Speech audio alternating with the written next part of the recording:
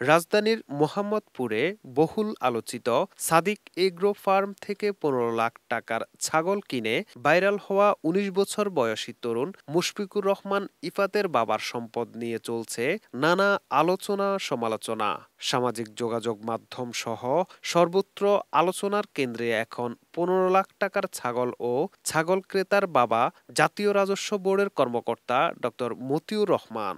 যদিও ঘটনার পর থেকে বাঁচতে কাস্টম এক্সাইজ ভ্যাট আপিলাত ট্রাইব্যুনালের প্রেসিডেন্ট মতিউর নিজ ছেলে ইফাতকেও তার ছেলে হিসেবে অস্বীকার করে বসেন। এবার মতিউর রহমান ও তার পরিবারের সদস্যদের নামে থাকা একের পর এক অবৈধ সম্পদের তথ্য বেরিয়ে আসছে। এখন পর্যন্ত তার দুই স্ত্রী, সন্তান, ভাই বোন সহ নিকটজনদের নামে ৬ জেলায় জমি, ফ্ল্যাট, রিসোর্ট সহ নানা সম্পত্তির খোঁজ পাওয়া গেছে। এর বাহিরে পুঁজিবাজারেও তার বিনিয়োগ রয়েছে। ২৩ জুন রোববার মতিউর রহমানকে এনবিআর থেকে সরিয়ে অভ্যন্তরীণ সম্পদ বিভাগে যুক্ত করা হয়েছে।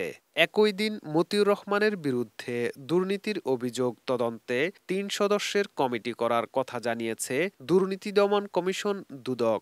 আলোচিত এই কর্মকর্তা ও তার স্বজনদের এখন পর্যন্ত ৬৫ বিঘা অর্থাৎ ২,১৪৫ শতাংশ জমি, ৮টি ফ্ল্যাট, ২টি রিসোর্ট ও পিকনিক স্পট এবং ২টি শিল্প প্রতিষ্ঠানের তথ্য পাওয়া গেছে। তার প্রথম স্ত্রী লায়লা কানিজের নামে প্রায় ২৮ বিঘা জমি ও মিরপুরে ৫টি প্লট রয়েছে। লায়লা কানিজ বর্তমানে নরসিংদীর রায়পুরা উপজেলা পরিষদের চেয়ারম্যান এবং জেলা আওয়ামী লীগের ত্রাণ ও সমাজকল্যাণ বিষয়ক সম্পাদক। উল্লেখ্য, এবার ঈদুল আজহার সময় এনবিআরের সদস্য মতিউর রহমানের ছেলে ১৫ লাখ টাকার ছাগল কিনতে গিয়ে সামাজিক যোগাযোগ মাধ্যমে ব্যাপক আলোচনার জন্ম দেন।